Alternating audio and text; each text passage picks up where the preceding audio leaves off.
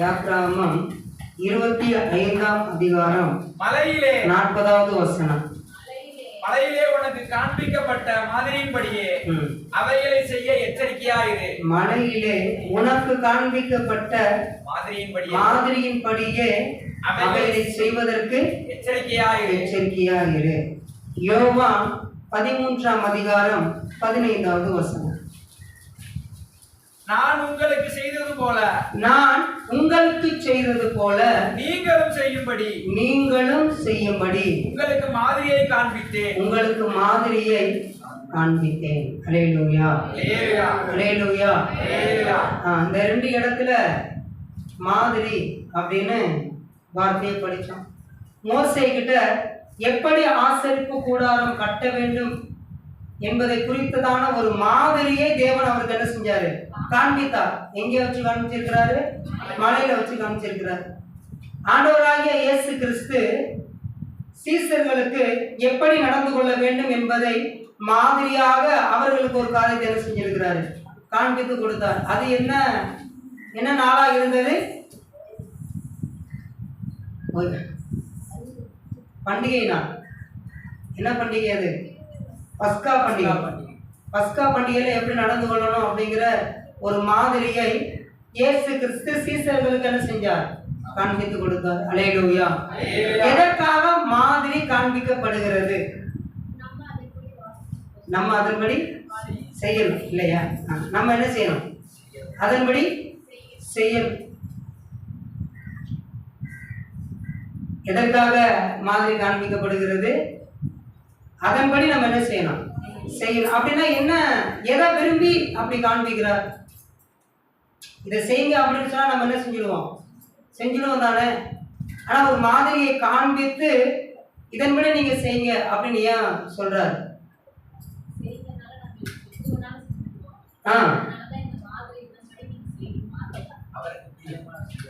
அவருக்கு தெரியும். அதாவது என்ன செய்ய வேண்டுமோ அதை ரொம்ப சரியாக செய்ய வேண்டும் என்பதற்காகத்தான் மாதிரியை தேவன் காண்பிக்கிறார். அல்லேலூயா, அல்லேலூயா.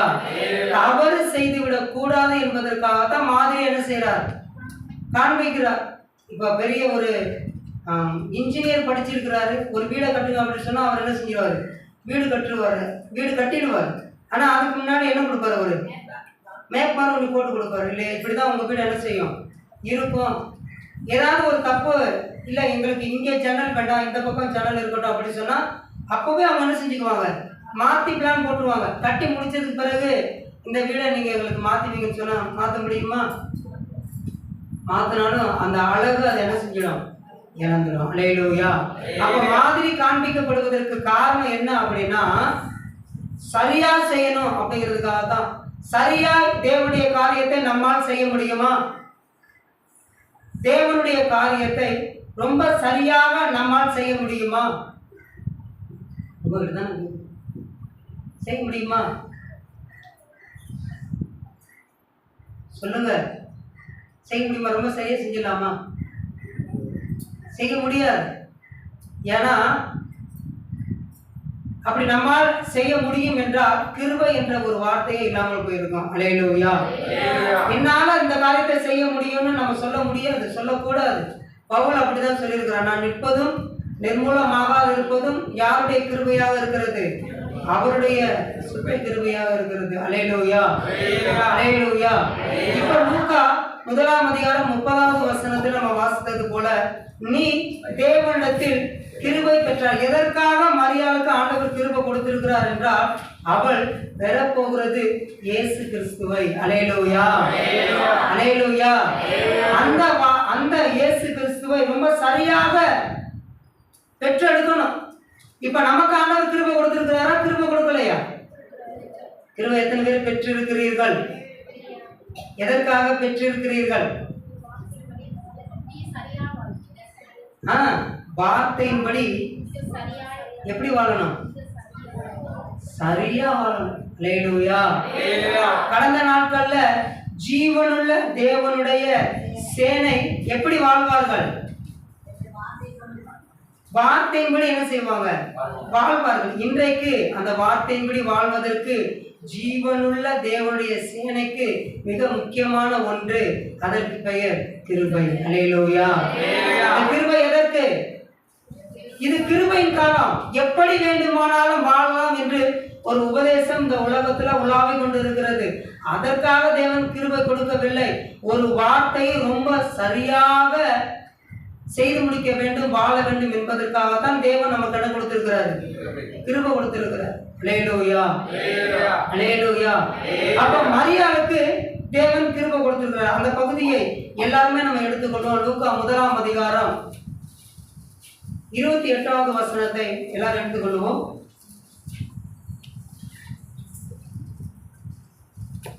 எடுத்தாச்சா? ஒருவர் நிதானம் 28வது வசனத்திலிருந்து வாசிங்க. அவள் இருந்த வீட்டில் தேவதூதன் பிரவேசித்து 31 இருந்து வாசிங்க. இதோ நீ கர்ப்பவதியாகி ஒரு குமாரனை பெறுவாய். அவருக்கு இயேசு என்று பெயரிடுவாயாக. அல்லேலூயா. பாருங்க, மரியா சகோதரி மரியாள் இருக்கிறாங்கல்ல, அவர்கள் எந்த அளவுக்கு தெளிவா இருந்திருக்கிறாங்கன்னு நீங்க பார்த்துக்கணும், நம்ம தெரிஞ்சுக்கணும். நீ தேவனிடத்தில் கிருபை பெற்றாய், நீங்கள் பாலாகாமல் தலையாவீர்கள் அப்படின்னு சொன்ன உடனே எத்தனை பேர் ஆமென் சொல்லுவீங்க?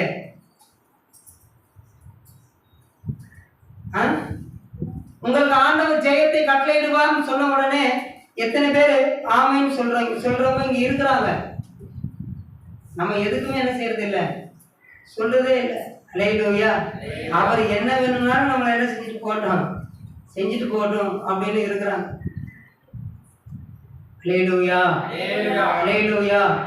ஆசீர்வாதமான ஒரு வார்த்தை நமக்கு நேராக கடந்து வந்தால் உடனடியாக ஆமென் சொல்லி கையை தட்டி உற்சாகமாக தேவனை மகிமைப்படுத்தி விடுவோம். அந்த வார்த்தை குறித்து அதற்கு பின்பாக இருக்கிற சத்தியத்தை நாம் என்ன செய்து கொள்வது இல்லை, அறிந்து கொள்வது இல்லை. அல்லேலூயா. ஆனா தேவ தூதன் வந்து மரியாள் கிட்ட சொல்றாரு, நீ தேவனிடத்தில் கிருபை பெற்றாய் அப்படின்னு சொன்ன உடனே அவள் உங்களுடைய வார்த்தையின்படியே எனக்கு என்ன செய்யட்டும், ஆகட்டும் அப்படின்னு அவ சொல்லல. அவ என்ன செய்யல, சொல்லல. அதுக்கு கீழே படிச்சு பாருங்களேன். இப்ப படிங்க, 31 படிங்க. 32. அவர் பெரியவராயிருப்பார். உன்னதமானவருடைய குமாரன் எனப்படுவார். கர்த்தராகிய தேவன் அவருடைய பிதாவாகிய தாவீதின் சிங்காசனத்தை அவருக்கு கொடுப்பார். அவர் யாக்கோபின் குடும்பத்தாரை என்றென்றைக்கும் அரசாளுவார். அவருடைய ராஜ்யத்துக்கு முடிவிராது என்றான். அதற்கு மரியாள் தேவதூதனை நோக்கி, இது எப்படி ஆகும்? புருஷனை அறியேனே என்றார். தேவதூதன் அவளுக்கு பிரதியுத்தரமாக, பரிசுத்த ஆவி உன்மேல் வரும், உன்னதமானவருடைய பலம் உன்மேல் நிழலிடும். ஆதலால் உன்னிடத்தில் பிறக்கும் பரிசுத்தம் உள்ளது தேவனுடைய குமாரன் எனப்படும். இதோ உனக்கு இனத்தாராய் இருக்கிற எலிசபெத்தும் தன் முதிர் வயதிலே ஒரு புத்திரனை கர்ப்பந்தரித்திருக்கிறாள். மரணி எண்ணப்பட்ட அவளுக்கு இது 6ஆம் மாதம். தேவனாலே கூடாத காரியம் ஒன்றுமில்லை என்றான். அதற்கு மரியாள், இதோ நான் ஆண்டவருக்கு அடிமை. உம்முடைய வார்த்தையின்படி எனக்கு ஆக கடவுது என்றார். அப்பொழுது தேவதூதன் அவளிடத்திலிருந்து போய்விட்டான். அல்லேலூயா. பாத்தீங்களா? அதற்கு முன்பாக 29வது வசனத்தை பாருங்களேன். அவளோ அவனை கண்டு அவன் வார்த்தையினால் கலங்கி இந்த வாழ்த்துதல் எப்படிப்பட்டதோ என்று சிந்தித்துக் கொண்டிருந்தாள். அல்லேலூயா. தேவதூதனுடைய வார்த்தையை கேட்டு இவ அதை எப்படி எடுத்துக்கிறா? வாழ்த்துதல் அப்படின்னு எடுத்துக்கிறா. இந்த வாழ்த்துதல் எப்படிப்பட்டதோ என்ற ஒரு கலக்கத்தோடு சிந்தித்துக் கொண்டிருக்கும் போதுதான் இந்த காரியத்தை எல்லாம் அந்த தேவதூதன் என்ன செய்யறாரு, ஒவ்வொரு காரியத்தையும் விலக்கி சொல்லுகிறார். அதற்கு பின்புதான் உங்களுடைய வார்த்தையின்படி எனக்கு என்ன செய்யட்டும், ஆகட்டும் அப்படின்னு சொல்லி அவர் சொன்ன உடனே தேவதூதன் அவர் என்ன செஞ்சிட்டாரு, போயிட்டார். அப்புறம் பின்னாடி 39 அந்நாட்களில் மரியாள் எழுந்து மலை நாட்டிலே யூதாவில் உள்ள ஒரு பட்டணத்திற்கு தீவிரமாய் போய் சகரியாவின் வீட்டுக்குள் பிரவேசித்து எலிசபெத்தை வாழ்த்தினாள். அல்லேலூயா. அவர் சொல்லிட்டு போயிட்டார்ல, உன் இனத்தால் ஆகிய எலிசபெத்தை எப்படி இருக்கிறா, 6 மாதமா இருக்கிறான்னு சொன்ன உடனே இவ அவங்க போய் பார்ப்பதுக்கு ரொம்ப தீவிரமா என்ன செஞ்சிட்டா, கிளம்பிட்டா. அல்லேலூயா, அல்லேலூயா. முன்னாடி நீங்க படிச்சு பாத்தீங்கன்னா, இவ போய் அவளுக்கு வாழ்த்துதல் சொல்லும் பொழுது அவளுடைய வயிற்றில் இருந்த குழந்தை என்ன செய்யும், துள்ளும். அவளுடைய வயிற்றில் இருந்த குழந்தை என்ன செய்யும், துள்ளும். அதற்கு பிறகு அவ பரிசுத்த ஆவியில நிரம்பி மரியாள வாழ்த்தும் பொழுது அப்ப இவ சொல்றது அது படிப்போமா? 15 வாசிங்க. இது 44 வாசிங்க. இதோ நீ வாழ்த்தின சத்தம் இந்த துள்ளல் யாருக்கு? எலிசபெத்துக்கு.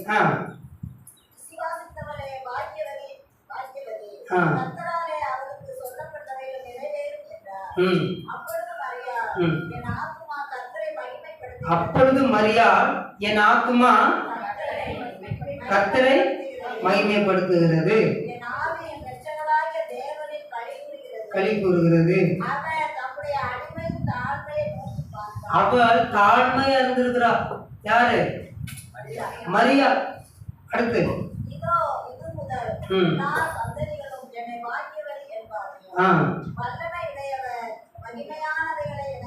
மகிமையானவைகளை எனக்கு செய்தார்.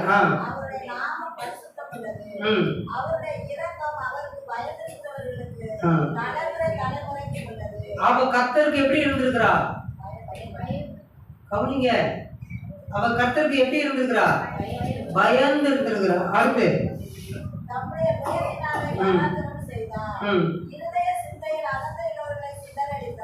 இருதய சிந்தையில அவளுக்கு என்ன இல்ல? அகந்தை இல்ல.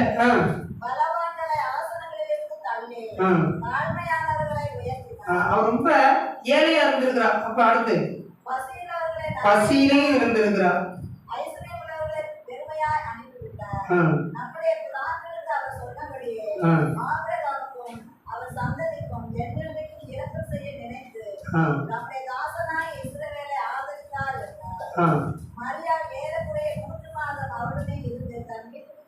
தன் வீட்டுக்கு திரும்பி போனான். அல்லேலூயா, அல்லேலூயா. நீ தேவனிடத்தில் கிருபை பெற்றாய். யாராவது ஒரு ஆள் கிடைக்கணும், அவங்களுக்கு பரிசுத்த ஆவியானவருக்கு நிழலிட்டு ஆண்டவராக இயேசு கிறிஸ்துவை எப்படியாவது வெளியில் என்ன செஞ்சிடணும், கொண்டுட்டு வந்துடணும்னு தேவன் அலைந்து திரியவில்லை. அல்லேலூயா. நீங்க வீட்டுல போய் படிச்சு பாருங்க, மரியாள் எவ்வளவு தெளிவான ஒரு சகோதரி, எப்படி நடந்திருக்கிறாங்க. பயந்தவர்களாக, ரொம்ப ஏழ்மையா, தாழ்மையா, இருதயத்துல அவங்களுக்கு என்ன இல்லை, அகந்தை. இந்த நற்குணங்கள்லாம் இருந்ததை பார்த்துதான் தூதன் வந்து அவளிடம் சொல்லுகிறார், நீ தேவனிடத்தில் கிருபை பெற்றாய். அல்லேலூயா. வசனம் வந்த உடனே இந்த நற்கிரியைகள் இல்லாத நாமும் கூட ஆமென் என்று உடனடியாக சொல்லிவிடுகிறோம். அது என்ன செய்யும்? இந்த வார்த்தை நம்முடைய வாழ்க்கையில நிறைவேற வேண்டும் என்றால் இந்த வார்த்தைக்கு ஏற்ற பாத்திரமாக நம்மளை அது என்ன செய்ய ஆரம்பிக்கும், மனைவதற்கு அது முயற்சி செய்யும். நமக்கு ரொம்ப கஷ்டங்கள், பிரச்சனைகள் வந்துகிட்டு இருக்கும். அதை பார்த்து நம்ம விலகி சென்று விடுவோம். அல்லேலூயா, அல்லேலூயா. அப்போ நீ தேவனிடத்தில் கிருபை பெற்றா என்ற வார்த்தையை பெறுவதற்கு தகுதியுள்ள பாத்திரமாக யார் இருந்திருக்கிறா? மரியாள் இருந்திருக்கிறா. ஏன்னா இப்ப அவ பெற்றெடுத்து போறது யார? நான் இந்த உலகத்தில் இருக்கிற எல்லா சுகபோக வாழ்க்கையிலும் நம்மளை ஈடுபடுத்தி எப்படி வேணுமானாலும் வாழலாம். இது கிருபையின் காலம். நம்முடைய பாவம் எல்லாவற்றையும் தேவன் என்ன செய்து விட்டார்? சுமந்து விட்டார். நம்ம எதையும் சுமக்க வேண்டிய அவசியம் இல்லை. நான் இன்னைக்கு செய்கிற பாவம், நாளைக்கு செய்கிற பாவம், இனிமேல் செய்ய போகிற பாவம் எல்லாத்தையும் அவர் என்ன செஞ்சிட்டாரு? மன்னிச்சிட்டாரு அப்படின்னு சொல்லி ஒரு உபதேசம் இந்த தேசத்துல என்ன செஞ்சுக்கிட்டு இருக்கு? உலாவிக்கிட்டு இருக்கு. அல்லேலூயா. அதற்காக தேவன் என்ன செய்யல? கிருபை கொடுக்கல. ஒரு செயலை செய்வதற்கு ஒரு சத்தியத்தின்படி அந்த சத்தியத்தில் என்ன சொல்லியிருக்கோ அதன்படியே நாம் வாழ்வதற்கு நமக்கு என்ன வேண்டும்? கிருபை வேண்டும். அல்லேலூயா, அல்லேலூயா. சதம் அல்லேலூயா சொல்லுவோமே. சரி, இப்ப கிருபை யார் பெற்றா? நம்ம பெற்றிருக்கிறோம். நம்ம கிருபை பெற்றிருக்கிறதுனால என்ன நடக்கும்? மத்தேயு 1ஆம் அதிகாரம் 18வது வசனத்தை வாசிங்களேன்.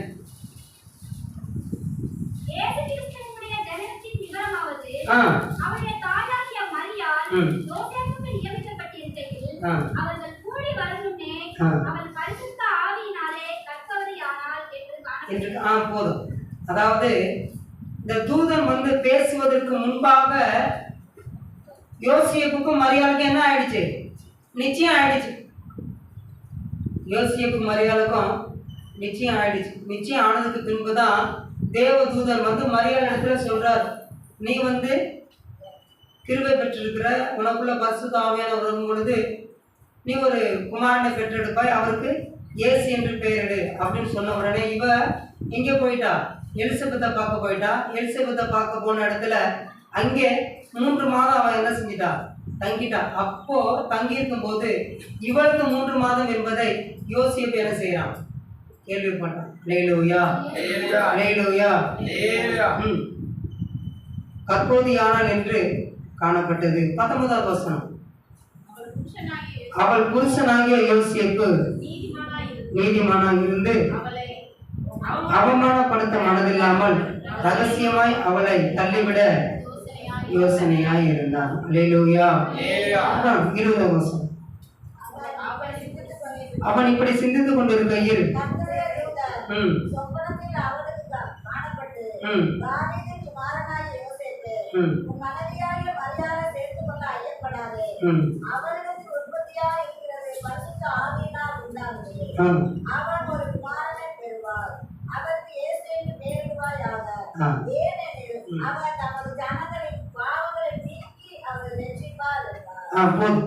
அதுக்கப்புறம் அதாவது வந்து இங்க என்ன காரியம் அப்படின்னா, நாம் கிருபை பெற்றால் நமக்கு யாரெல்லாம் தடையாக இருக்கிறார்களோ, எதுவெல்லாம் நமக்கு வர வேண்டியது இருக்கிறதோ அதுவெல்லாம் வருவதற்கு தேவன் இறங்கி கிரியை செய்வார். அல்லேலூயா. இங்கே கிருபை பெற்றது யாரு? மரியாள். மரியாள் இப்பொழுது கர்ப்பவதியா இருக்கிறாள். இவ உடனே என்ன செய்யணும்? நமக்காக நியமிக்கப்பட்ட மாப்பிள்ளை இருக்கிறான்.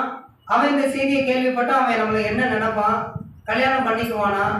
கல்யாணம் பண்ணாம விட்டுட்டு போயிடுவானா? அவமானப்படுத்துவானா?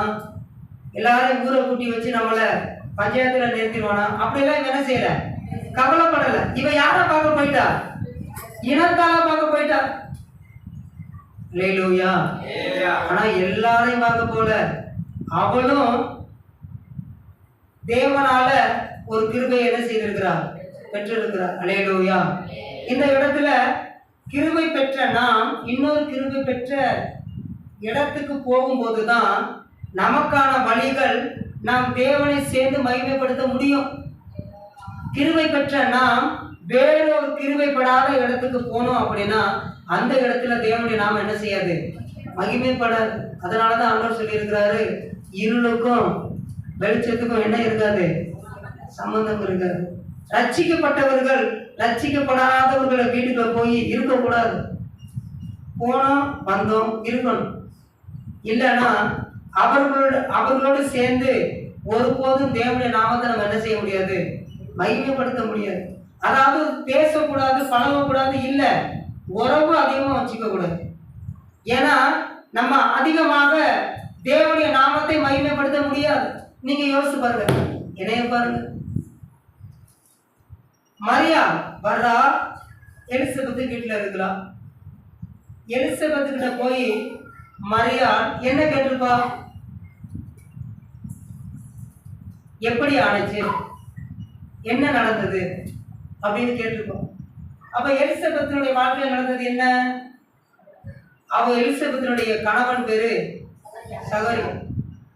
அவன் முறைமையின்படி ஆசரிப்பு கூடாரத்துல போற நாள்ல இவன் அப்படி தூபம் காட்டும் பொழுது ஒரு தூதன் வந்து உனக்கு ஒரு குழந்தை பிறக்கும்னு சொல்லுவார். இவன் நம்ப மாட்டான். குழந்தை பிறக்கிறவருக்கு நீ யாரா இருக்கணும்? ஊமையா இருக்கணும்னு சொல்லிடுவார். அப்ப இதையெல்லாம் மரியாளுக்கு எலிசபெத் சொல்லுவாளா சொல்ல மாட்டாளா? சொல்லுவாள்ல. அப்ப மரியாளுக்கு எலிசபெத் தேவன் சொன்ன வார்த்தையின் மீது விசுவாசம் அதிகமாகுமா குறையுமா? சொல்லுங்க. அதிகமானதுனாலதான் உள்ளத்துல இருந்த வழிகள் எல்லாம் தேவனை மகிமைப்படுத்தும் வார்த்தைகளாக வெளிப்பட்டது. அல்லேலூயா. அந்த லூக்கால படிச்சோம் பாத்தீங்களா? அவர் மகத்துவம் உள்ளவர், வல்லமை உள்ளவர், மகிமையானவர் எனக்கு என்ன செஞ்சிருக்கிறார். அப்ப எங்க சொந்த பந்தங்களா ரசிக்கப்படல, அவங்களெல்லாம் நாங்க வெறுத்து விடணுமா? இல்ல, போகணும், பார்க்கணும், பேசணும், அவ்வளவுதான். பிணைப்படக்கூடாது. எப்படி பிணைப்படுதுன்னு எப்படி தெரியுமா? உங்களுக்கு தெரியாட்டாலும் தெரிஞ்சுக்கோங்க. போங்க. பிணைப்படுறது இவங்க இல்லாம இவங்க என்ன செய்யறதில்ல, போறதில்ல. இங்க ஒண்ணு எடுத்தா அங்கேயும் அவங்களுக்கு சேர்த்து எடுக்கிறது. ஆனா தேவனுடைய நாம மகிமைப்படாது. நீங்க மகிமைப்படுவீர்கள். சரி, இவங்களா இந்த அக்கா வந்தாங்கன்னு வச்சுங்களேன், இந்த அண்ணன் வந்தாங்கன்னு வச்சுங்க, அப்படி பேசுவாங்க அப்படின்னு தான் சொல்லுவாங்க. ஆனா இவர் வந்தா எனக்கு சமாதானம் கிடைக்குது, அவர் நல்ல ஆண்டவர் பத்தி சொல்றாரு, சத்தியத்தை எனக்கு சொல்லிக் கொடுக்குறாருன்னு என்ன செய்ய மாட்டாங்க, சொல்ல மாட்டாங்க. ஏன்னா அவங்களுக்கு சத்தியமே என்ன செய்யாது, தெரியாது. அப்ப மரியாள் கிட்ட ஒரு காரியத்தை கத்துக்கணும். கிருபை பெற்றா, வார்த்தையை பெற்றவர்கள் இன்னொரு வார்த்தையை பெற்றவர்களை தான் போய் சந்திக்கணும். அப்போ 2 பேரும் பேசும் பொழுது அந்த இடத்துல தேவன் மீது விசுவாசம் அதிகமாகும். நீங்க என்ன டெஸ்ட் பண்ணி பாருங்க. ரட்சிக்கப்பட்டவர்கள் அதிகமாக ரட்சிக்கப்படாதவர்களோடு போய் சேரும் பொழுது, கலக்கும் பொழுது இவருடைய மகிமை கொஞ்சம் கொஞ்சமா என்ன செய்யும், இழந்துகிட்டே இருக்கும். கடைசியில பார்த்தா உலகத்துல இருக்கிறவர்களை போலவே நடந்துக்குவாங்க. இவங்க ஸ்திரீ தன் வீட்டை எப்படி கட்டுகிறாள்?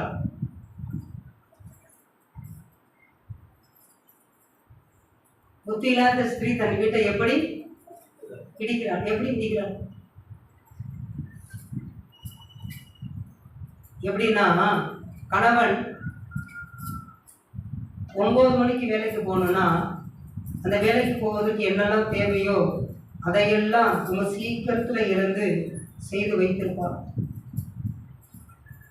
பிள்ளைகள் ஒரு இடத்துக்கு போறாங்கன்னா அந்த பிள்ளைகளுக்கு என்னெல்லாம் தேவையோ அதையெல்லாம் எடுத்து வைத்திருப்பார்.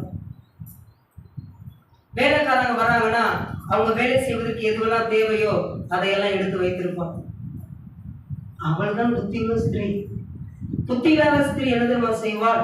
கணவன் 9 மணிக்கு வேலைக்கு போனோம்னா 8:30க்கு எழுந்து ஏதாவது கடையில் என்ன செஞ்சுக்குங்க, சாப்பிட்டுக்குங்க, போற இடத்துல பார்த்துக்க போட அப்படின்னு சொல்லி விட்டுருவான்.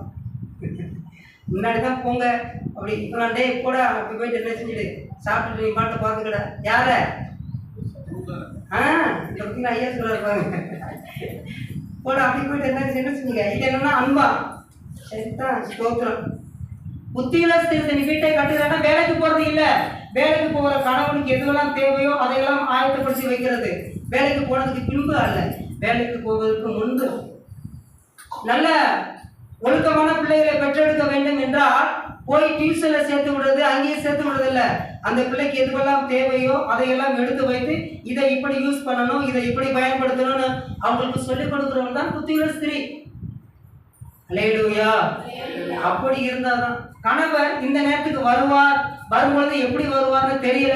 அவர் வரும்பொழுது இதை குடிச்சு கொஞ்சம் இளைப்பாறட்டும், இங்கே உட்காரட்டும், இப்படி இருக்கட்டும், வரும்போது டிஸ்டர்பன்ஸ் இருக்க வேண்டாம் அப்படின்னு இருக்கிற மனைவி, அவங்க வீட்டுல சமாதானம் இருக்கும், சந்தோஷம் இருக்கும், ஐஸ்வர்யம் இருக்கும், ஆசீர்வாதம் இருக்கும், எல்லாம் இருக்கும், ஒண்ணுமே குறை இருக்காது, சண்டைக்கு இடம் இருக்காது. வரும்போது எல்லாம் அப்படியே கிடக்குமா? அவருக்கு அங்கேயே டென்ஷன் வந்துட்டு இருப்பாரு. இங்க வந்து அவருக்கு என்ன ஆகிடும், டென்ஷன் அதிகமாயிடும். அப்புறம் எப்படி சமாதானம் இங்க இருக்கும்? அப்புறம் வீட்டுல இருந்து நீ என்ன பண்ண அப்படின்னு இவர் கேட்பாரு. நான் அதை பண்ண இதை பண்ண ஆச்சாக போச்சாக, அப்புறம் என்ன அவர் நினைச்சிருவாரு, சரி வீட்டுக்கு வர்றது பெரிய ஈச்சாடா அப்படின்னு சொல்லிட்டு திரும்பி எல்லாத்தையும் போட்டு என்ன செஞ்சிருக்கணும். அப்ப வீடு என்ன செய்யப்படுகிறது? இடிக்கப்படுகிறது இல்ல. அல்லேலூயா, அல்லேலூயா. புத்தியுள்ள ஸ்திரீ தன் வீட்டை அந்த புத்தியுள்ள ஸ்திரீயா இவர் இருந்திருக்கிறார். அதனாலதான் இவள் மூலமாக இயேசு என்ன செய்யப்படணும், கட்டப்படட்டும் என்று தேவன் முன்குறித்திருக்கிறார். அல்லேலூயா, அல்லேலூயா. நம்ம எல்லாம் வார்த்தையை பெற்றுக் கொள்கிறோம். வார்த்தையை பெற்று அதன்படி வாழ்வதற்கு முயற்சி செய்யும் பொழுது நிறைய தடைகள் வருகிறது. காரணம் என்ன? இன்னொரு ஆள் மேல நம்ம பலியை போட்டோம் இல்ல, நம்ம புத்தியா நடந்துக்கல. இந்த மரியாதை மறுபடியும் நீங்க படிச்சு பார்க்கணும். வீட்டுல இருக்கும்போது படிச்சு எப்படியெல்லாம் அவ ஆண்டவர் மகிமைப்படுத்துகிறார் என்றால் நம்ம இப்படி நீ சர்வ வல்லவர், நீ வானாதி வானவர், வானத்தை பூமியை படைத்தவர் அப்படி மகிமைப்படுத்தல. அவர் தாழ்மை உள்ளவரை நீ உயர்த்துகிற தேவனாக இருக்கிற அப்படின்னா அவள் தாழ்மையா இருந்திருக்கிறார். அவளுக்கு ஒண்ணுமே இல்லை. இருதய சிந்தம் அகந்தை உள்ளவர்கள் சித்தரிக்கப்பட்டார்கள். அப்ப அவளுக்குள்ள என்ன இல்லை? அகந்தையான சிந்தை இல்லை. அவள் இருதயத்துக்குள்ள இந்த உலகத்தை நிமித்தமாக வந்த எல்லா கஷ்டத்தையும் தன்னுடைய வார்த்தையின் மூலமாக தேவனை மகிமைப்படுத்தி இருக்கிறாள். அல்லேலூயா. அவதான் புத்தியுள்ள ஸ்திரீ. பலியா இருக்கிறாரு. நம்முடைய பாவத்தை நீக்க. ஏன்? பாவத்தோட அவரை பார்க்க முடியாது. அல்லேலூயா, அல்லேலூயா. பாவத்தோட அவர் என்ன செய்ய முடியாது? பார்க்க முடியாது. அதற்காகத்தான் அவர் பலியாக இருக்கிறார். அப்ப அந்த பலியை நம்ம ஏற்றுக்கொண்டால் நம்முடைய பாவம் நம்மை விட்டு நீக்கப்படும். அவர் போய் நம்ம என்ன செய்ய முடியும்? சேர முடியும். அல்லேலூயா. சங்கீதம் 51ல 6வது வசனத்தை வாசிங்க. இதோ இதோ உள்ளத்தில் உண்மை இருக்க விரும்புகிறீர், அந்த காரணத்தினால் ஞானத்தை எனக்கு தெரியப்படுத்துவீர். அல்லேலூயா. எதற்காக ஞானத்தை அவர் தெரியப்படுத்துகிறார்?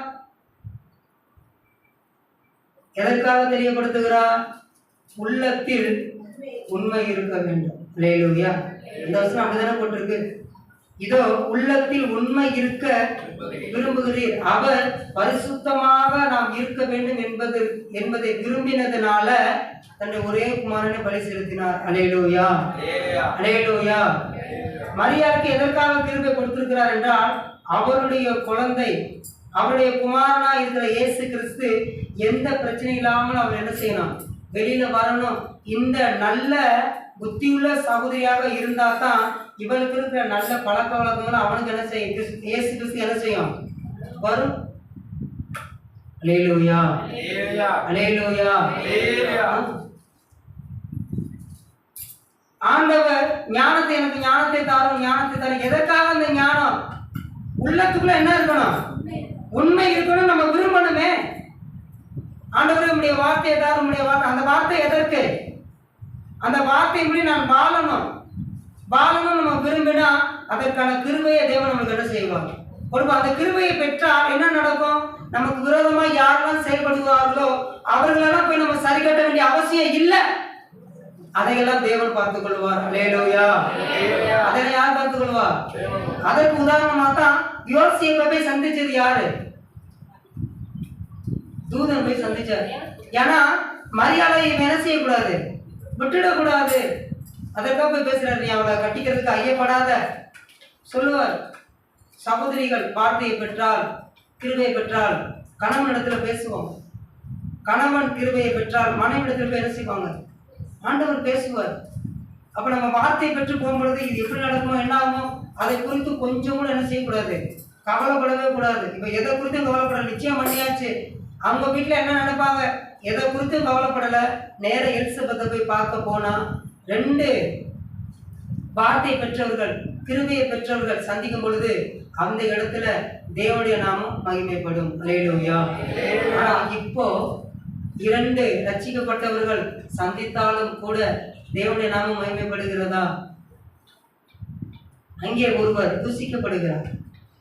அங்கே ஒருவரை குறித்து விசாரணை நடக்கிறது, விளாசப்படுகிறது.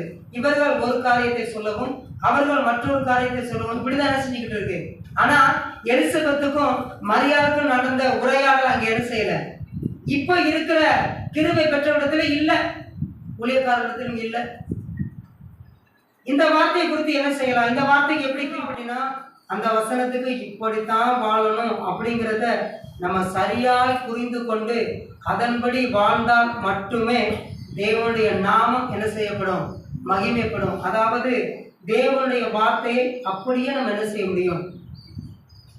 உலகத்துக்கு காண்பிக்க முடியும். ஏன்னா இந்த உலகத்தில் இருக்கிற எல்லாருமே எப்படி வாழ்றதுன்னு அவங்களுக்கு என்ன செய்யல, தெரியல. அவர் யாருக்கு மாதிரியா இருக்கிறார்? நமக்கு. நம்ம யாருக்கு மாதிரியா இருக்க சொல்லி இருக்கிறார்? உலகத்துக்கு நம்ம யாரா இருக்கணும்? வச்சு உங்களுக்கு இப்படி கேட்டா நீங்க புரிஞ்ச மாட்டீங்க. நான் உலகத்துக்கு எப்படி இருக்கிறேன்? வெளிச்சமா இருக்கிறேன். நீங்களும் எப்படி இருக்கிறீங்க? நான் உலகத்தான் அல்லாதது போல நீங்களும் யாரா இருக்கணும்? அப்ப இதை யாருக்கு நம்ம சொல்லிக் கொடுக்கணும்? உலகத்துல இருக்கிறவங்களுக்கு நம்ம என்ன செய்யணும்? சொல்லிக் கொடுக்கணும். அல்லேலூயா. ஆனா நம்ம எப்படி தெரியுமா இருக்கிறோம்?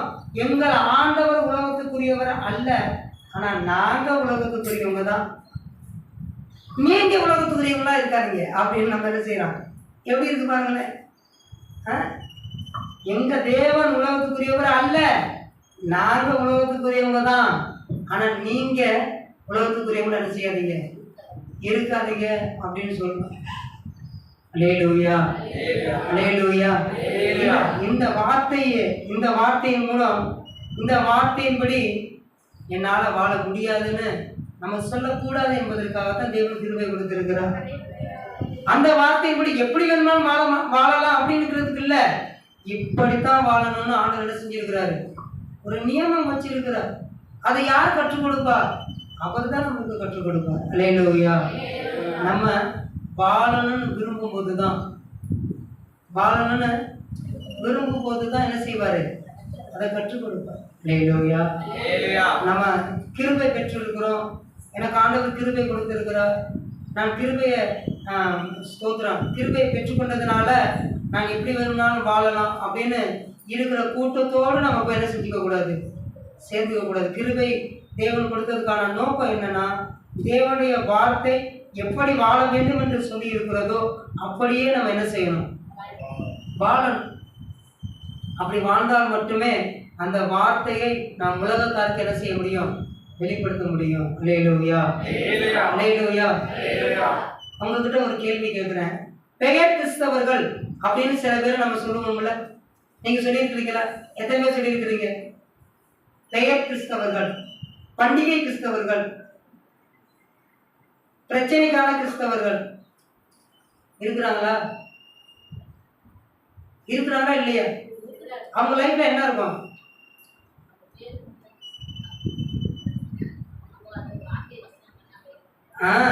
வார்த்தையின்படி அவங்க என்ன செய்ய மாட்டாங்க? வாழ மாட்டாங்க. என்னை என்று வேற தேவர்கள் உனக்கு உண்டாக இருக்க வேண்டாம் அப்படின்னு வசனம் இருக்கு. ஆனா சிலுவை, இயேசுவை போல ஒரு உருவம், இதெல்லாம் வச்சிருக்கிறாங்களா இல்லையா? அதெல்லாம் நம்ம என்ன செய்யக்கூடாது? செய்யக்கூடாதுன்னு அவங்களுக்கு என்ன செய்யும்? தெரியும். நீங்க சகோதரிகள், உங்களுக்கு புறம்பான அலங்கரிப்பு இல்லாமல் உள்ளான அலங்கரிப்பு என்ன செய்யட்டும்? இருக்கட்டும் அப்படின்னு சொல்லியிருக்கிறாரா? ஆனா எத்தனை ஊழியக்காரர்கள் புறம்பான அலங்கரிப்போடு இருக்கிறார்கள்? அப்ப பார்க்கிற ஜனங்களுக்கு என்ன நடக்கும்? அல்லேலூயா, அல்லேலூயா. ஸ்தோத்திரம். சகோதரி கிறிஸ்தியா அவருடைய தாயார் கடந்த நாட்கள்ல தன்னுடைய ஓட்டத்தை என்ன செஞ்சுட்டாங்க? முடிச்சுட்டாங்க. அவங்களுக்கு போன வியாழக்கிழமை 16வது நாள். அதற்கு அவங்க வீட்டில இருந்து என்ன செஞ்சாங்க? கூப்பிட்டாங்க. கவனிக்கிறீங்களா? கூப்பிட்டாங்க. நீ எதுவுமே செய்ய வேண்டாம், ஆனா வந்து என்ன செய்ய, நின்றுட்டு போ அப்படின்னு சொன்னாங்க. அவங்க யாரு? கிருபை பெறாதவர்கள் வச்சுக்கலாமா? ஒரு செயலை சரியா செய்ய தெரியாதவர்கள் அப்படி சொல்லலாமா? அவங்க சொல்றாங்க, நீங்க வாங்க, நீ வந்துட்டு நின்றுட்டு போ அப்படின்னு சொல்றாங்க. பெத்த தாய்க்கு இதை கூட நீ செய்ய மாட்டியா? என்ன அவ்வளவு பெரிய கிறிஸ்தவன் நீ? நாங்க நிறைய கிறிஸ்தவங்களை பார்த்துருக்குறோம், அவங்கெல்லாம் இப்படிலாம் இல்லையே, நீ தான் இல்லாத பெரிய கிறிஸ்தவங்களை நீ என்ன செஞ்சுக்கிட்டு இருக்கிற அப்படின்னு சொல்றாங்க. அவங்க திட்டுறாங்க, ஆனா ஆண்டவர் மகிமைப்படுத்துறாங்க. அல்லேலூயா. புரியல இல்ல? அதனால லேட்டா அல்லேலூயா வந்து போல. ஏன்னா இந்த காரியத்தை செய்யக்கூடாதுன்னா செய்யக்கூடாது. ஆமா, செய்யக்கூடாது. அவங்க கஷ்டப்படுவாங்க, இவங்க அதை நம்ம பார்க்க வேண்டிய அவசியம் இல்லை. அதை நம்ம பார்க்க வேண்டிய அவசியம் இல்லை. மரியா யோசிப்பை போய் பார்க்கல. ப்ளீஸ் என்னை நீ கல்யாணம் பண்ணிக்க, தயவு செய்து, ஆண்டவர் இப்படி பேசி இருக்கிறாரு, இங்க வா, சாட்சியெல்லாம் நான் காட்டுறேன் பாரு, அதெல்லாம் சொன்னால இல்ல. அல்லேலூயா. என்ன ஆண்டவர் இப்படிதான் நீ வாழ சொல்லி இருக்கிறார், நான் இப்படிதான் வாழுவேன். யாரு கோச்சுக்கிட்டா எனக்கு என்ன? அவர்களை சமாதானம் பண்ண வேண்டிய வேலை தேவனுடைய வேலை, அவர்களை சீர்படுத்த வேண்டிய வேலை தேவனுடைய வேலை. அதை நம்ம போய் எதுக்கு செய்ய? அவங்க சொல்றாங்க, உன்னைய போல கிறிஸ்தவன் நான் என்ன செஞ்சதே இல்லை, பார்த்ததே இல்லையாப்பா, அடையாப்பா நீ என்ன இப்படி இருக்கிற அப்படின்னு சொல்லி பேசினாங்க. இனிமே நீ எங்கிட்ட என்ன செய்யாத, பேசாத அப்படின்னு சொன்னாங்க. ஆனா ஆண்டவர் பேச வைப்பார். அல்லேலூயா. ஜெபிக்கவும் வைப்பார். அல்லேலூயா. அப்படி மாத்துவார். ஏன் இது என்ன? அவர்கள் மேல தப்பு இல்லை. கிறிஸ்தவர்கள் கிருபையை பெற்று சரியாக வாழாதது இவர்கள் மேலதான் தப்பு. இந்த காரியத்தை செய்யக்கூடாதுங்க, இது நாங்க பண்ணக்கூடாது, இது எங்களுடைய வேதத்துல இல்லைங்க அப்படின்னு சொல்லும் தைரியம் இல்லாததுனால ஒரு சகோதரி மோதிரம் எடுத்துட்டு போனாங்க. போன் போடுறாங்க, அவங்க சர்ச்சுக்கு போறாங்க. இன்னொரு அம்மாவும் போயிருக்கிறாங்க, அவங்களும் சர்ச்சுக்கு போறவங்க. போகலைன்னா வருத்தப்படுவாங்கல்ல. அன்னைக்கே பார்த்தீங்கன்னா எப்படி திட்டாங்கன்னு. இவர்கள் எல்லாம் மரியாள் எலிசபெத்து அவர்களோடு இருந்த ஐக்கியம் அல்ல, இவர்கள் மரியாள். ஆனா இந்த மரியாள் உலகத்தில் இருக்கிற மரியாளோடு ஐக்கியம் பின்னி பிணைந்ததுனால அந்த மரியாளுடைய கிரியை இந்த மரியாளுக்கு என்ன செஞ்சிச்சு, ஒட்டிக்கிச்சு. இப்போ ஒட்டிக்கிட்டதுனால இந்த மரியாள் எப்படி தேவனை மகிமைப்படுத்தினாலோ அப்படி தேவனை மகிமைப்படுத்த இந்த மரியாளால் என்ன செய்யல முடியல. நம்மளும் தான், அவங்களுக்கும் இல்லை. நல்லா யோசித்துக்குங்க. ரட்சிக்கப்பட்ட நீங்க, கிருபை பெற்ற நீங்க, வார்த்தை பெற்ற நீங்க, வார்த்தை பெறாதவர்களோடு பின்னி பிணைந்து ஐக்கியம் வச்சு இருந்தீங்கன்னா உங்கள் மூலமா ஒரு நாள் இல்ல ஒரு நாள் தேவனுடைய நாமம் தூஷிக்கப்படுவது நிச்சயம். ஆனால் கிருபை பெற்ற நீங்க இன்னொரு கிருபை பெற்றவர்களோடு இணைந்து இருக்கும் பொழுது தேவனுடைய வார்த்தையை குறித்து நீங்க பேசுனீங்கன்னா உங்கள் இருதயத்தில் இருக்கிற வழிகள் எல்லாம் தேவனை மகிமைப்படுத்தும் வார்த்தைகளாக மாறும். இதுவும் நிச்சயம். அல்லேலூயா. அல்லேலூயா. எது உங்களுக்கு வேண்டும்? எதற்காக நீங்கள் கிருபையில தேவனிடத்துல கேட்கிறீர்கள்? காலைதோறும் உங்களுடைய கிருபை எப்படி இருக்கிறது? புதிதாக இருக்கிறது. எதற்காக ஆண்டவர் கிருபை கொடுத்திருக்கிறார்? ஒரு ஆள் சொல்லுங்க. இந்த மெசேஜுக்கே வந்துட்டீங்க நீங்க. கற்றுக்கொள்ளுகிறவர்களை போல அவர் என்ன செய்யறார்? எழுப்புவர். காலைதோறும் கிருபை தந்து கற்றுக்கொள்கிறவர்களை போல நம்ம என்ன செய்யறாரு? எழுப்புகிறார். நம்ம கற்றுக்கொள்ளணும். எதை கற்றுக்கொள்ளணும்? வார்த்தையின்படி வாழ்வதற்கு நம்ம என்ன செய்யணும்? கற்றுக்கொள்ளணும். எதற்காக இப்படி நீங்க அலங்கரிப்பு இல்லாம இருக்கிறீங்க? எங்க ஆண்டவர் என்ன சொல்லி இருக்கிறாருன்னா, புறம்பான அலங்கரிப்பு எங்களுக்கு வேண்டாம், உள்ளான அலங்கரிப்பு எங்களுக்கு என்ன செய்யணும் போதும்னு சொல்லி இருக்கிறாங்க அப்படின்னு சொல்லிட்டு அவங்க கிட்ட சொல்லும் போதுதான் அப்படியா அப்படின்னு அவங்களுக்கு புரியும். அதை குறித்து அவங்க சிந்திப்பார்கள். நீங்க 1 போட்டிருக்கியா, நான் அப்படி 2 போட்டிருக்கேன், நீ 2 போட்டிருக்கியா, நான் 4 போட்டு வரேன் பாரு நாளைக்கு அப்படின்னா எப்படி புரியும்? அல்லேலூயா. அல்லேலூயா. நீ தேவனிடத்தில் கிருபை பெற்றார். ஒரு சின்ன சாட்சி. நான் ஆண்டவரே, நாங்கள் கோலுக்கு முன்னாடி இது செட்டுக்கு முன்னாடி ஒரு ஃப்ளெக்ஸ் அடிக்கணும், அதுக்கு நீங்கள் என்ன வசனம் கொடுக்குறீங்க அப்படின்னு நான் ஆண்டவர்கிட்ட கேட்டேன். அப்போ ஆண்டவர் ஒரு ஐடியா கொடுத்தார். என்னன்னா, கவனிங்க என்னைய பாருங்க. மேலே 2 அடிக்கு மேலே எப்படி இருக்குன்னா, இயேசு கிறிஸ்துவே என் ரட்சகர். அதுக்கு கீழே என்ன இருக்கும்? ஆமென் அப்படின்னு இருக்கும். அதுக்கு கீழே என்ன வசனம் போட அப்படின்னு கேட்கும்போது, தூங்கி எழுந்திருக்கும் போது எனக்கு பளிச்சுன்னு பட்ட வார்த்தை இதுதான், நீ தேவனிடத்தில் கிருபை பெற்றார் அப்படின்னு ஒரு வார்த்தை ஆண்டவர் கொடுத்தார். அல்லேலூயா. இது எதுக்கு ஆண்டவர் கொடுத்திருக்கிறார்? இயேசு கிறிஸ்துவே என் ரட்சகர். இந்த பக்கம் யார் போனாலும் என்ன செய்வாங்க? படிக்க தெரிஞ்சவங்க. வசனம் முடிஞ்சா புரியுமா? இயேசு கிறிஸ்துவே, இயேசு கிறிஸ்து என் ரட்சகர் இல்ல, இயேசு கிறிஸ்துவே என் ரட்சகர் அப்படின்னா கீழே என்னன்னு இருக்கு? ஆமேன்னு சொன்னல. அப்படின்னா ஆமேன்னு என்ன அர்த்தம்? அப்படியே ஆகட்டும். அப்படின்னா என்ன புரியுது உங்களுக்கு?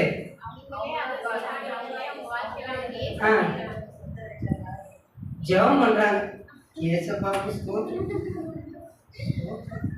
ஆண்டவருடைய அந்த காரியத்தை நம்ம என்ன செய்ய முடியாது? புரிஞ்சுக்க முடியாது இல்லையா? இங்க போகும்போது படிச்சாங்கன்னா அவங்க ஜெபம் பண்றாங்க, இயேசு கிறிஸ்துவே என் ஆண்டவர், என் ரட்சகர், ஆமென் அப்படின்னு அவங்க சொல்லுவாங்க. இப்போ ஆண்டவர் அவங்களுக்கு பதில் கொடுக்குறார், நீ தேவனிடத்தில் கிருபை பெற்றாய். அல்லேலூயா. கையெல்லாம் தட்ட மாட்டீங்களா நீங்க? இப்போ ஆண்டவர் அவங்களுக்கு எதை கொடுக்குறாரு? நீ தேவனிடத்தில் இப்போ கிருபை பெற்றாங்க. இப்போ அவங்க என்ன, அவங்க வாழ்க்கையில் என்ன நடக்கும்? வார்த்தை வெளிப்படுவதற்கான செயல்கள் என்ன செய்யும்? நடக்கும். அல்லேலூயா. அப்போ இந்த போர்டு மூலமாக கூட ஆண்டவர் ஊழியம் செய்வதற்கு கிருபை கொடுத்திருக்கிறார். அல்லேலூயா. அல்லேலூயா. அப்படி ஒரு காரியத்தை செய்யணும்னா இதை நீங்க எப்படி செய்றீங்கன்னா, அதுல இருக்கிற வசனத்தை அவங்களுக்கு நம்ம என்ன செய்யணும்? விலைக்கு சொல்லணும் இல்லையா? இதையே இப்படி நீங்க பண்ணியிருக்கிறீங்க, என்ன கிறிஸ்தவ மதம்னு போட்டிருக்கிறீங்க, வாங்க உட்காருங்க நான் சொல்றேன் என்னன்னு. அதுல இருக்கிற வசனத்தை என்ன செய்யணும்? விலைக்கு சொல்லணும். அப்பதான் உங்களுக்கு என்ன செய்யும்? புரியும். அல்லேலூயா. அல்லேலூயா. இப்போ நீங்க இப்படி நினைச்சுக்கோங்க, இப்போ யாரெல்லாம் இந்த பக்கம் போறாங்களோ அவங்க ஜெபம் பண்ணுவாங்க, படிப்பாங்க, அவங்களுக்கு தெரியாது. ஆனா அது எதுவா மாறும்? ஜெபமா மாறும். அவங்களுக்கு கிடைக்கிற பதில் என்ன? நீ தேவனிடத்தில் கிருபை பெற்றான்னு சொல்லிட்டு போவாங்க. அதற்கான செயல்பாடுகளை தேவன் பார்த்துக் கொள்வார். அல்லேலூயா. அல்லேலூயா. இந்த காரியத்தை இன்றைக்கு நாமும் கற்றுக்கொள்வதற்கு தேவன் என்ன செய்திருக்கிறார்? இப்படி ஒரு வார்த்தையை ரொம்ப சரியாய் செய்வதற்காகத்தான் தேவன் நமக்கு கிருபை கொடுத்திருக்கிறார். அந்த கிருபையை பெற்ற நாம் எத்தனை வார்த்தைகளை சரியாக செய்திருக்கிறோம், இனிமேல் சரியாக செய்வதற்கு முயற்சி செய்ய போகிறோம் என்பதை நாம் தான் என்ன செய்து கொள்ளணும்? முடிவெடுத்துக் கொள்ளணும். அல்லேலூயா. அல்லேலூயா.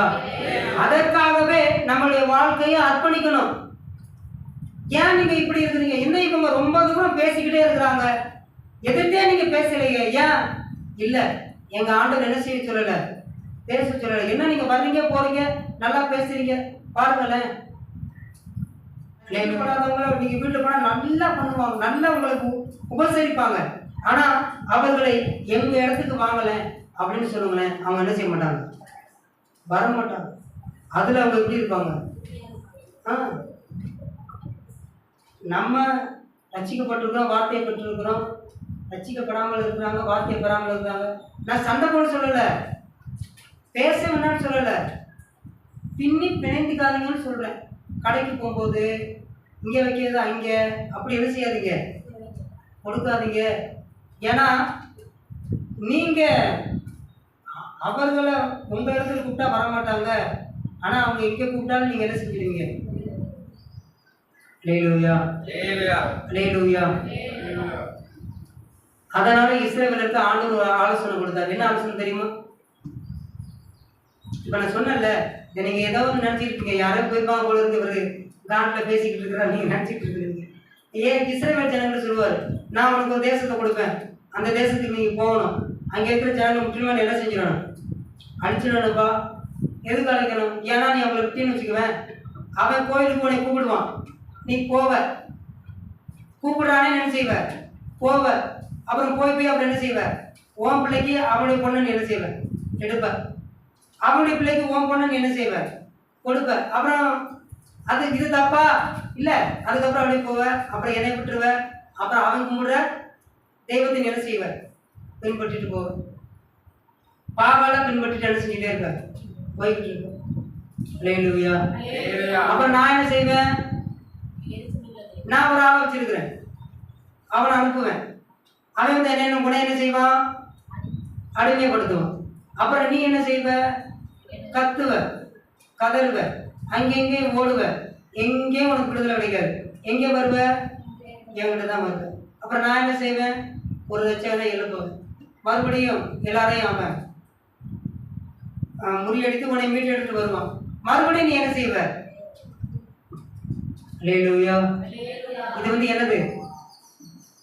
இதுக்கு பேர் என்ன சொல்லலாம்? மாதிரி. அதற்காகத்தான் சொல்லி இருக்கிறார் புதிய ஏற்பாடுல, இருளுக்கும் வெளிச்சத்துக்கும் என்ன இருக்கக்கூடாது? பேச்சு இருக்கக்கூடாதா? ஐக்கியம் இருக்கக்கூடாது. பேசலாம், பழகலாம், ஐக்கியம் என்ன செய்யக்கூடாது, இருக்கக்கூடாது. அல்லேலூயா, அல்லேலூயா. ஐக்கியம் இருந்துச்சுன்னா ஆண்டவர்கிட்ட சேர்க்காது, அடுத்த இடத்துக்கு நம்ம என்ன செஞ்சுட்டு போயிடும், கட்டாயம் கூட்டி போயிடும். அது முத்துனதுக்கு பிறகு சரி செய்ய முடியுமா?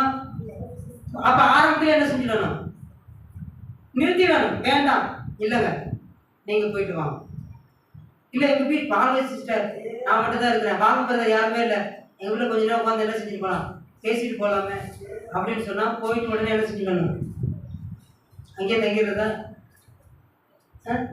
போனோம் பேசி சரி 5 நிமிஷம் 10 நிமிஷம் என்ன செஞ்சேன் வந்துடணும். ஆனா சர்ச்சுக்கு போறோம், இன்னொரு வார்த்தையை பெற்ற சபை மக்களிடத்துல போய் உட்காந்து என்ன செய்யலாம், பேசலாம். அதுவும் எதை குறித்து தான் பேசணும், ஆண்டவர் குறித்து தான் பேசணும். காரணம் நமக்கு கிருபை கொடுத்திருக்கிறார். அந்த கிருபை மூலமாக தேவனுடைய வார்த்தையை ரொம்ப சரியாக செய்யணும். அப்படி செய்தால் தேவனுடைய நாமம் என்ன செய்யப்படும், மகிமைப்படும். அல்லேலூயா, அல்லேலூயா. நீ தேவனிடத்தில் கிருபை பெற்றார். 2 மாதிரியை குறித்து பார்த்திருக்கிறோம். பழைய ஏற்பாடுல என்னது, நமக்கு காண்பிக்கப்பட்ட மாதிரி தான். யோசித்து பாருங்களேன், ஒருவர் பிறக்க வேண்டும் என்பதற்காக இந்த தூதன் யார் இடத்துல போய் பேசுறாரு, மரியாதை பேசுறாரு, யோசிக்கிட்ட பேசுறாரு. அடுத்து அதற்கு முன்பாகவே யார்கிட்ட பேசியிருக்கிறாரு, எலிசபெத்து சகரியிட்ட என்ன செஞ்சிருக்கிறாரு, பேசியிருக்கிறார். எதற்காக, ஆண்டவராகிய இயேசு கிறிஸ்து என்ன செய்யணும், வரணும். ஒருவருக்காகவும் பல பேரிடமும் தேவன் பேசுவார், பல பேருக்காக ஒருவரிடமும் பேசுவார். அல்லேலூயா. அதிகாரம் சொல்லுங்க, ஜெபம் பண்ணிடலாம். யோனா, யோனா பல பேருக்காக ஒருவரிடம், மோசே இஸ்ரேல் ஜனங்களுக்காக மோசே கிட்ட என்ன செஞ்சாரு, பேசினார்ல. நீ தான் என்ன செய்ய, இல்லை நான் வாக்கு எனக்கு சரியா வருது, இப்ப நீ என்ன செய், நீ போ அப்படின்னு மோசிக்கிட்ட என்ன செஞ்சாரு, பேசினார். அல்லேலூயா. அப்ப உங்களுக்காக பேச மாட்டாரா என்ன, பேச மாட்டாரா? எனக்கு கேட்கல, விசுவாசமான வார்த்தைகள் பேசுவார் தானே. அப்ப கவலைப்பட வேண்டிய அவசியம் இருக்கா? அப்ப ஆண்டவருடைய வார்த்தை எப்படி வாழலாமா, மனதால் போடலாமா, ஜெபம் போடும்.